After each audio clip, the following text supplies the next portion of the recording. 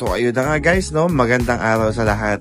Ngayon nga pala ay espesyal dahil pesta ngayon ng Ubando, May 18. At tayo ay pupunta sa simbahan para makita yung parada. At yan guys, andito tayo sa school ng Ubando dahil dyan ang parking ngayon sa sobrang dami ng tao.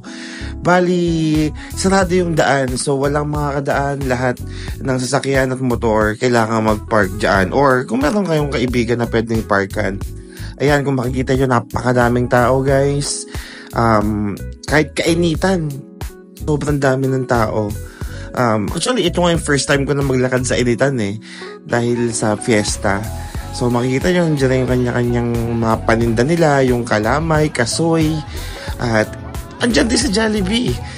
Sa tapat ng Jollibee, makikita nyo dyan sa Jollibee na nagsishow siya. Kanina sumasayaw yan. At kayo ngayon ay papunta sa simbahan, malapit na tayo. Ayan, makita nyo, talagang sobrang daming tao. Talagang hindi mahulugan ng karayom, no? Dahil lahat sila gustong masaksihan yung Fertility Dance Festival, ang makasaysayang festival ng Ubando. At maya-maya lang, andyan na yung Fertility Dance. Tayo ay manood na. Papang!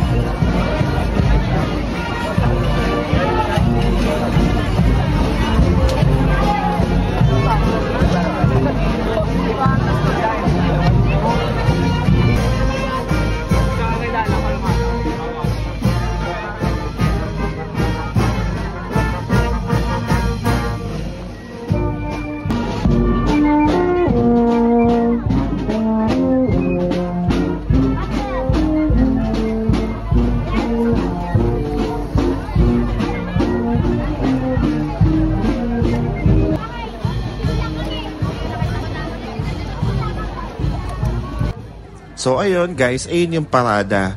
At dahil pa rin tao. At meron din dito iba't ibang paninda. Merong dried pusit, may magic water. At eto, nakabalik na sa simbahan. Nag-formation na sila. Mga lugar sa mga hanaping bayan o saan mang sulok ng ating bansa. Maraming salamat po sa inyo. Palakpakan po natin. Ang sumaganap at mga naglingkod.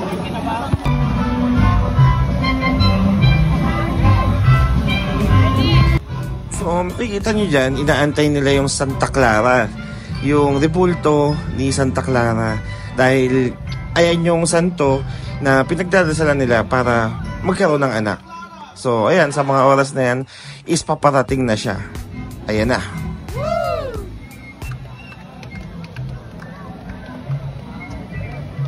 Tinatawagan po si Brother Miguel.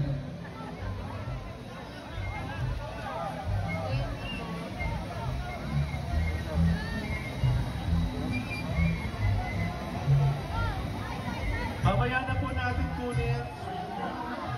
Hayaan po muna natin ma-impart.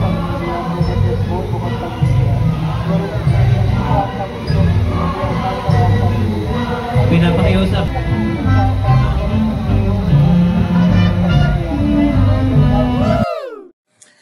Nga pala guys, ang piyesta ng Obando ay ginaganap ng 3 araw, May 17, 18 at 19. So ngayong araw is May 18. So siya si Santa Clara Assisi.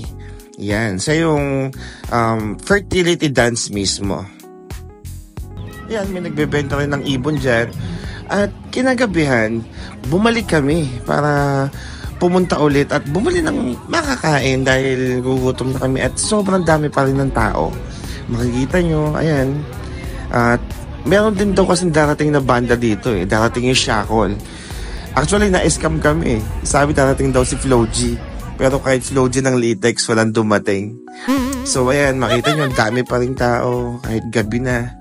Nagkalat pa rin. Dahil pa rin nagtitinda. At diyan nga pala banda ginaganap yung banda. Nung mga oras na yan, ang naabutan namin is parang local band ng Obando yung tumutugtog. Pero magagaling sila lahat. Lahat mahuhusay. Hindi ka nga lang makakapagtagal, sobrang dami ng tao. Alam niyo na, ang high blood, laging hirap huminga. At maya-maya lang yan. Yan mismo yung stage kung saan nagpa-perform yung mga banda. Ayan, makita nyo, may shakies din pala dito, may booth din siya.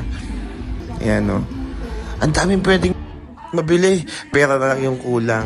So kung marami kang pera, marami kang mabibili dito. Pero pag wala, tingin-tingin ka lang muna. At yan nga pala, dyan banda ginaganap yung food bazaar. Yan.